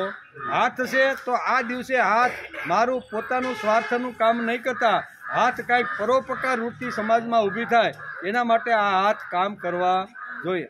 આ પગ અત્યારે મારી ફેક્ટરી સુધી 14 દિવસ ચાલ્યા, ધંધા માટે ચાલ્યા, ગાદી ઉપર બેઠીને ધંધો કર્યો, પણ 15મા દિવસે આ મારા જે પગ ટાંટ્યા છે ને એમાંથી ચરણ પદ બનાવવાનો પ્રયત્ન કરવો જોઈએ. સ્વાર્થ માટે ચાલે તેને ટાંટ્યો કહેવાય અને પ્રભુ કાર્ય માટે એ જ પગ હાલે તો એને ચરણ કહેવાય. શું કહેવાય? તો ટાંટિયામાંથી ચરણ બનાવવાનો દિવસ એટલે એકાદશીનો દિવસ છે. મારા પગ આજે ભૌતિક વસ્તુ પ્રાપ્ત કરવા માટે નહીં જાય, ફક્ત ભગવાનની ઉપાસના, મારી ઉપાસના કરી અને મારું કલ્યાણ શેમાં છે, મારું શ્રેય કેમાં છે એનો વિચાર આજના દિવસે માણસે 11ના દિવસે કરી લેવો. આ ખરી એકાદશી છે, બરાબર. અહીંયા સીબી રાજાનું વર્ણન કરતા વેદવ્યાસ લખે છે કે સીબી રાજા આવી રીતના હતા, વ્રત લીધું હતું પક્ષી માટે, એને આખા શરીરની અંદર રહેલું જે બધું જ જે માંસને એ ત્રાજવામાં આપી અને પક્ષીનું રક્ષણ કરવાનો પ્રયત્ન કર્યો છે. ભગવાન ત્યાં એને પ્રસન્ન થયા. આવું અહીંયા બહુ સરસ આ આખા વંશ પરંપરામાં આવા બધા રાજાઓ થઈ ગયા છે. અધિરથને એટલે કે પછી પૃથુ, લાક્ષણા, બૃહદત્તના 3 પુત્રો થયા. બૃહસ્તનો પુત્ર થયો બૃહન્મનમાં અને બૃહન્મનાનો પુત્ર થયો જયદ્રથ. જયદ્રથની પત્નીનું નામ હતું સંપુતિ. તેના ગર્ભથી વિજયનો જન્મ થયો. વિજયનો ધૃતિ, ધૃતિનો વૃતપર્વ અને ધૃત પર્વનો સત્કર્મ અને સત્કર્મનો પુત્ર હતો અધિરથ. અધિરથ એટલે માસીમાર આપણે વાત કરી ને કે ગંગા નદીના કે કોઈ નદીના કિનારા ઉપર પોતાની આજીવિકા માટે આવી રીતના અધિરથ હોય, કોઈ હોડી એક જગ્યાએથી બીજી જગ્યાએ લઈ જવાની હોય તો એને પાર કરાવવા માટે ધંધો કરે, એ અધિરથ. એમ અધિરથને કોઈ સંતાન ન હતું. એક દિવસ તે ગંગા તટ પર વિચરતા હતા, ત્યાં તેમણે જોયું કે એક પેટીકમાં નાનકડો બાળક તણાતો આ પ્રવાહમાં ચાલ્યો આવે છે. અધિરથનું કામ આ ગંગા પાર કરાવવાનું બધાને હતું. એ ગંગાના કિનારા ઉપર ગયા, અધિરથે જોયું કે આ પ્રવાહમાં એક પેટી તણાતી આવે છે. પેટી એટલે પેટીની અંદર જોયું તો એક નાનો બાળક એની અંદર મૂકેલો હતો. તે બાળક હતો કર્ણ. કર્યા હોવાના કારણે તે પુત્રને આ પ્રમાણે નદીમાં વહાવી દીધો હતો. અધિરથે તેનો પોતાના પુત્ર બનાવી અને તેનું પાલન પોષણ કરતો હતો કે ભગવાને મને મોટી ઉંમરે પણ સંતાન આપ્યું નથી, ભગવાને આ સંતાન આપ્યું છે તો પુત્ર રથ તેનો પ્રેમ કરીને એને ઉછેરવાનું કામ કરતા હતા. અધિરથે તેનો પુત્ર બનાવી દીધો. હે રાજા પરીક્ષિત, રાજા કર્ણના પુત્રનું નામ હતું વૃષસેન. યયાતિના પુત્ર યુયુથીથી નભ્રનો જન્મ થયો. બભ્રુ એટલે કે બભ્રુનો સેતુ, સેતુનો આરાધ્ય, આરાધ્યનો ગાંધાર, ગાંધારનો ધર્મ, ધર્મનો ધ્રુત, ધ્રુતનો દુધર્મા, દુધર્માનો પુત્ર અચેત, અચેતનો પુત્ર થયો. ઉત્તર દિશામાં મલ્લેશાઓ રાજા હતા. યયાતિના પુત્ર તુર્વસુનો વહીન, વહીનનો ભર્ગ, ભર્ગનો ભાનુમાન, ભાનુમાનનો ત્રિભાન, ત્રિભાનનો ઉદાર બુદ્ધિ, કરંધમ અને કરમધમનો પુત્ર મરુત થયો. મરુત સંતાનહીન હતો, તેથી તેણે પુરુવંશી દુષ્યંતને પોતાનો પુત્ર બનાવીને રાખ્યો હતો. પરંતુ દુષ્યંત રાજ્યની કામનાથી પોતાના વંશમાં પાછા આવી ગયા. હે રાજા પરીક્ષિત, હવે હું રાજા યયાતિના મોટા પુત્ર યદુના વંશનું વર્ણન કરું છું, તે તમે સાંભળો. હે રાજા પરીક્ષિત, મહારાજ યદુનો વંશ પરમ પવિત્ર અને મનુષ્યના સમસ્ત પાપોનો નાશ કરનારો.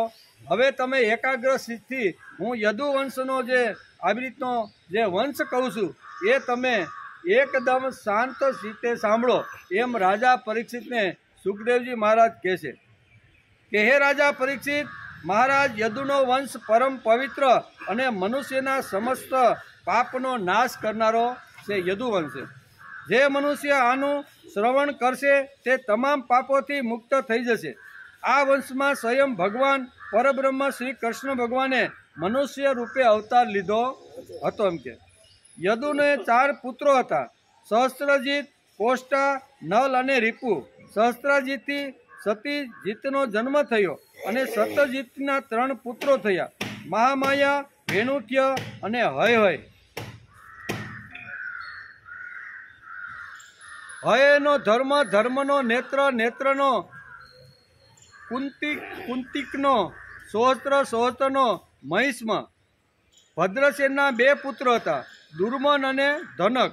ધનકને 4 પુત્ર થયા, કૃતવર્ય, કૃતાધિક, કૃતવર્મા અને કૃતજ. કૃતવીર્યનો પુત્ર અર્જુન હતો, તે સપ્તદ્વીપનો એકક્ષત્રિય સમ્રાટ હતો. અર્જુન એટલે પાંડવો વાળો નહીં હો, આમાં નામ આવે બધાને. તેણે ભગવાનના અંશાવતાર શ્રી દત્તાત્રેય પાસેથી યોગ વિદ્યા અને અણિમા, લધિમા વગેરે મહાન સિદ્ધિનો પ્રાપ્ત કરી હતી. એટલે સહસ્ત્રાર્જુનની વાત કરે છે. આપણે આગળ જોયું ને કે સહસ્ત્રાર્જુનને અહીંયા જેલમાં કોને પૂરી દીધો? રાવણને પૂર્યો ને. આ કથા આગળ આપણે એ સહસ્ત્રાર્જુનની વાત કરી કે એ અર્જુન હતો. પછી જયદ્રથના પુત્રનું નામ હતું તાલતન. તાલતનના 100 પુત્રો થયા, તેઓ તાલતન નામના ક્ષત્રિય કહેવાયા. મહર્ષિ ઓરવની શક્તિથી એટલે કે રાજા સગરે તેમનો સંહાર કરી નાખ્યો. તે 100 પુત્રોમાંથી સૌથી મોટો વિતિહોરી હતો. વિતિહોરીનો પુત્ર મધુ થયો. મધુને 100 પુત્ર હતા, તેમાંથી સૌથી મોટો પુત્ર વૃષ્ણિ હતો. હે રાજા પરીક્ષિત, આજ મધુ, વૃષ્ણિ અને યદુને કારણે આ વંશ માધવ, વાસુદેવ અને યાદવના નામે પ્રસિદ્ધ થયા. યદુનંદન કોષ્ટના પુત્રનું નામ હતું ઋષિજવાન. ઋષિજવાનના પુત્ર સ્વાહી, સ્વાહીનો ઋક્વેક, ઋક્વેકનો ચિત્રરથ અને ચિત્રરથના પુત્રનું નામ હતું શશિબિંદુ. તે પરમ યોગી, મહાન યોગી, ઐશ્વર્યથી સંપન્ન અને અત્યંત પરાક્રમી હતો. 14 રત્નોનો સ્વામી, ચક્રવર્તી અને યુદ્ધમાં અજય હતો. પરમ યશસ્વી શચિબિંદુને 10,000 પત્નીઓ હતી. તે બધી પત્નીઓથી 1 લાખ સંતાન થયા. આ પ્રમાણે તેને 100 કરોડ 1 અબજ સંતાન થયા.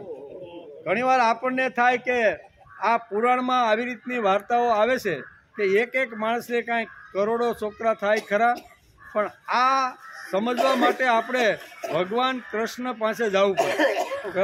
બરોબર ને? કૃષ્ણ ભગવાનનો આગળ બધી આવવાની છે કે એણે કેટલી રાણી હતી? 16,108.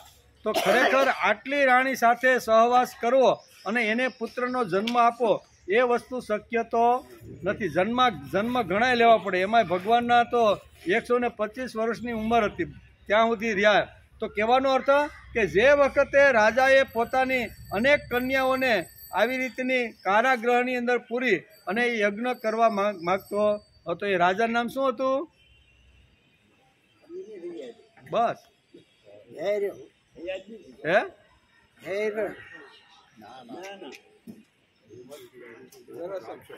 હે 16,000 કન્યાને જે છોડાવી, બરોબર ને? નરકાસુર.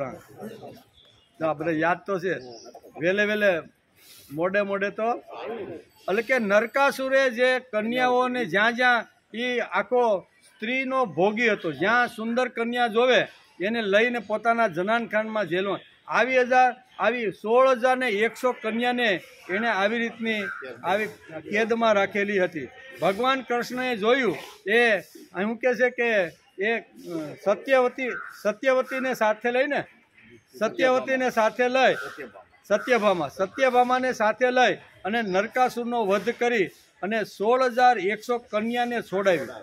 16,100 કન્યા કારાગૃહમાંથી છૂટી થઈ અને કોઈ પિતાને ઘરે ગઈ, કોઈ પતિને ઘરે ગઈ, કોઈ પુત્રની ઘરે વહી ગઈ. જ્યાં જ્યાંથી આ ઉપાડીને લાવ્યો હતો એ બધી પોતાના ઘર તરફ. તો બધા જ માતા હોય, પિતા હોય તો પિતા, ભાઈ હોય તો ભાઈ, પુત્ર હોય તો કહેશે કે તમે તો પારકે ઘરે જઈને આવીશું, તેથી અમે તમારો સ્વીકાર કરી શકીએ નહીં. તમારે જ્યાં જવું હોય ત્યાં તમને જવાની છૂટ છે, આ ઘરમાં તમને પ્રવેશ મળશે નહીં. એમ ભાઈઓએ કીધું, પિતાઓએ કહ્યું અને પુત્રોએ પણ કહી દીધું કે આ ઘરમાં તમારા માટે નો એન્ટ્રીનો બોર્ડ લાગી ગયો છે. 16,108 જે કન્યાઓ હતી એ કન્યાઓ બધી ભગવાન કૃષ્ણની પાસે આવે છે અને ભગવાન કૃષ્ણને કહે છે કે અમે જેલમાં જ્યાં હતી ત્યાં સુખી હતી, હવે અમારો સ્વીકાર કરવા માટે કોઈ તૈયાર નથી. તો હવે જો આવી રીતની જો અમે સમાજમાં ભટકતી રહેશું ને તો અમારા દ્વારા વેશ્યાવૃત્તિ શરૂ થશે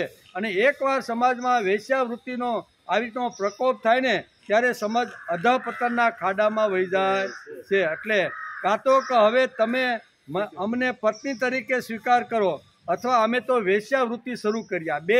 બે વિકલ્પો અમે તમને આપી છીએ. આમ આ કન્યાઓએ બધાએ ભગવાન કૃષ્ણને 2 ઓપ્શન આપ્યા.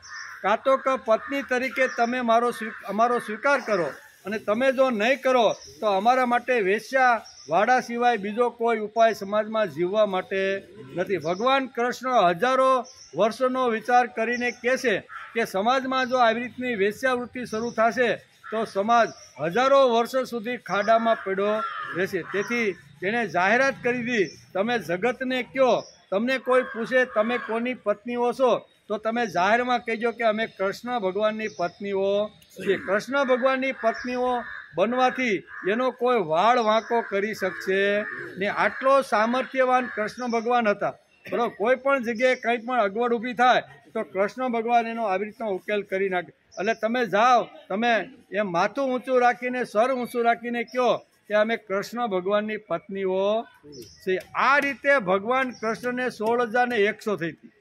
મુખ્ય તો એની 8 પટરાણી તો હતી જ, એમ બરોબર ને, પણ એ 8ની સાથે એમણે સંસાર કરેલો છે. એટલે કહેવાનો અર્થ કે અહીંયા જે રાજા થયો છે એની 1 કરોડ પત્ની હતી. એટલે કેવી રીતની? તો કે આવી રીતની કોઈ જગ્યાએ આવી રીતની અટવાયેલી જે વાતો છે એમાંથી એને મુક્ત કરી અને મુક્ત કરીને કીધું કે જાઓ તમે કહીજો કે આ રાજા અમારો પતિ છે. આવું પુરાણની અંદર વર્ણન આવે છે કે નકર 1 કરોડ પત્ની કોઈને કે સ્ત્રી કોઈની પત્ની બની હોય એવું તો શક્ય નથી. વધારેમાં વધારે 1 હોય, 1 નહીં ન હોય તો ઘણીવાર 2 પત્ની હોય, પણ એથી વધારે કાંઈ હોતી નથી. ભગવાન કૃષ્ણને 8 પટરાણી હતી, બરાબર ને. રાજા દશરથને 3 હતી. આવી રીતનું બધું બને, પણ કરોડ પત્ની કાંઈ બની શકતી નથી. તો આ પુરાણમાં તો લખ્યું છે ભાઈ, વેદ વ્યાસે તો અહીંયા ભાગવત મહાપુરાણમાં આ કથા લખી છે કે આવી રીતના 1 કરોડ આવી રીતની એને પત્નીઓ હતી. એમ કે 100 કરોડ એટલે કે 1 અબજ પત્નીઓ હતી અને એના દ્વારા ઘણા બધા સંતાન થયા. એટલે કે તેમનામાં પૃથુસર્વા વગેરે 6 પુત્રો મુખ્ય હતા. પૃથુસર્વાના પુત્રનું નામ હતું ધર્મ હતું. ધર્મને ઉષ્ણા નામનો પુત્ર હતો. ઉષ્ણાને 100 અશ્વમેઘ યજ્ઞ કર્યા. ઉષ્ણાના પુત્રનું નામ રૂચક હતું. રૂચકને 5 પુત્ર હતા. તેમનું નામ આ પ્રમાણે હતા: પુરુજીત, રૂકમ, રૂક્રેત, પૃથુ અને જયામગ.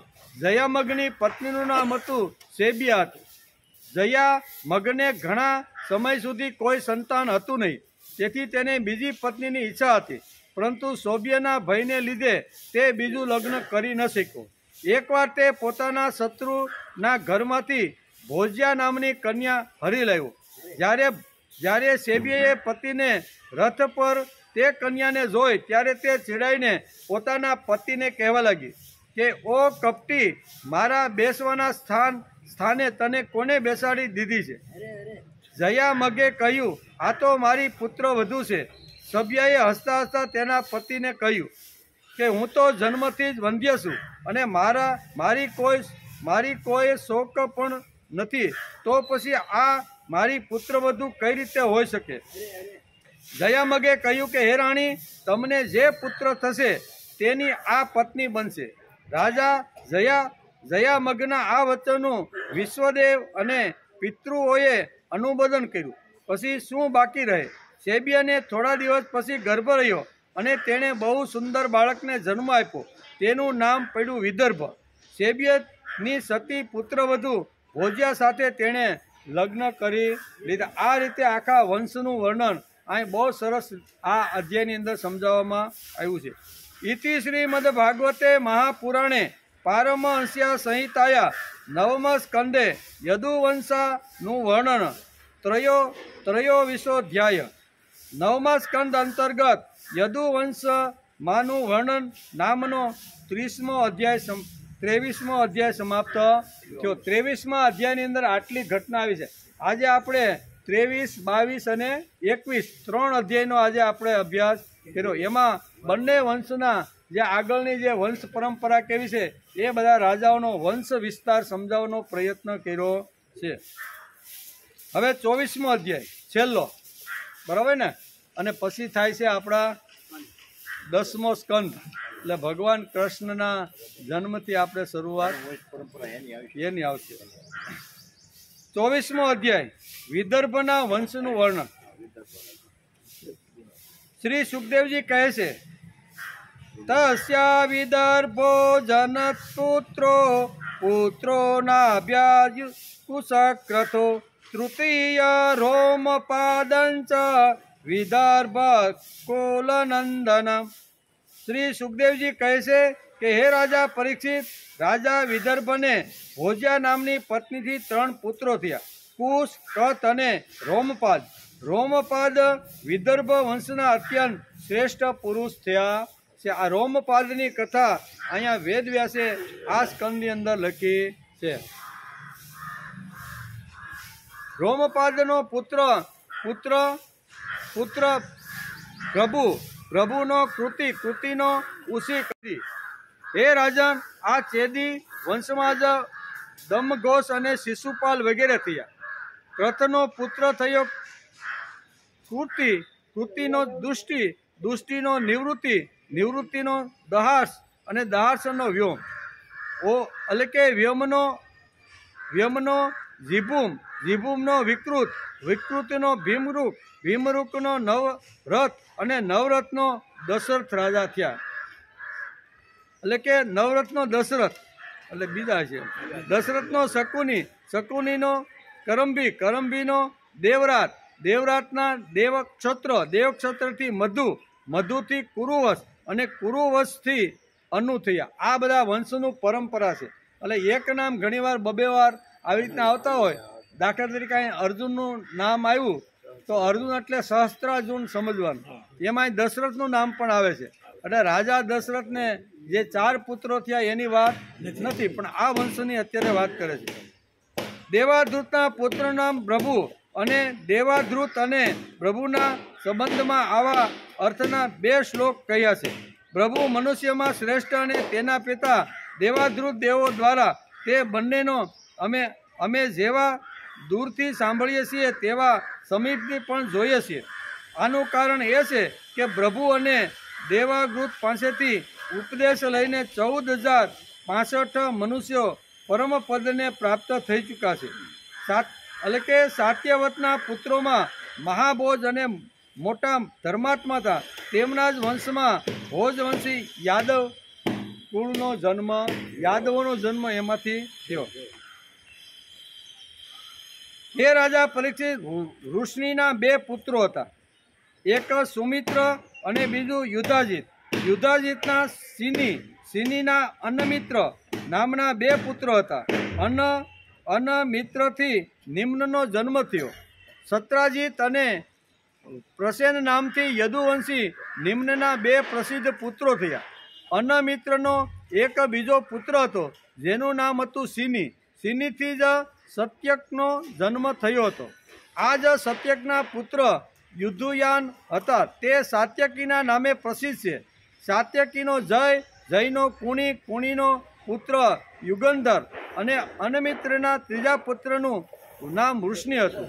વૃષ્ણિએ 2 પુત્ર આપ્યા, એક શ્વેકલ્ક અને ચિત્રરથ. શ્વેલ્કની પત્નીનું નામ હતું ગોવિંદી અને તેમનાથી સર્વશ્રેષ્ઠ અક્રૂર સિવાય 12 બીજા પુત્રો થયા. આસંગ, સારમે, સુંદર અને આવી રીતના થયા. ત્યારબાદ દેવવાન અને ઉપદેવ એટલે કે સ્વલ્પના પુત્ર ચિત્રરથને પુત્રો વિદુરથ અને ઘણા પુત્રો થયા. વૃષ્ણિ વંશોના શ્રેષ્ઠ માનવામાં આવતા હતા. સાતવનના પુત્ર અંધકને 4 પુત્ર થયા, કુકુર, ભજવાન, સુચિ અને કંબલ. દેવવાન, ઉપદેન એટલે કે સુદેવ અને દેવવર્ધન આ 4 ભાઈઓએ 7 બહેનો હતી. ઋતદેવ, શાંતિદેવ, ઉપદેવ, શ્રીદેવ અને આવી રીતની 7 બહેનો હતી. તેમાં દેવરક્ષિત, સહદેવ અને દેવકી. વસુદેવે આ 7 બહેનો સાથે લગ્ન કરી દીધા. અહીંયા સુધી આજે આપણે વસુદેવ આવ્યા. 7 કન્યા બેની હતી, એની જોડે એને લગ્ન. 7 કન્યાઓ વસુદેવને હતી, બરોબર ને? એ 7 કન્યાનો વિસ્તારથી વર્ણન કર્યું છે, પણ આપણો ટાઈમ પૂરો થઈ ગયો છે, બરોબર ને? તો એનો વિચાર આપણે ક્યાં ઉતાવળ છે? આપણે તો અત્યાર સુધી દેવકીને એક જ સમજતા હતા. અને બીજી કેવી? 17 ને 17 ને? હજી આવશે. દેવકી હતા. 16 પત્ની 17. આમાં 7 નો ઉલ્લેખ છે.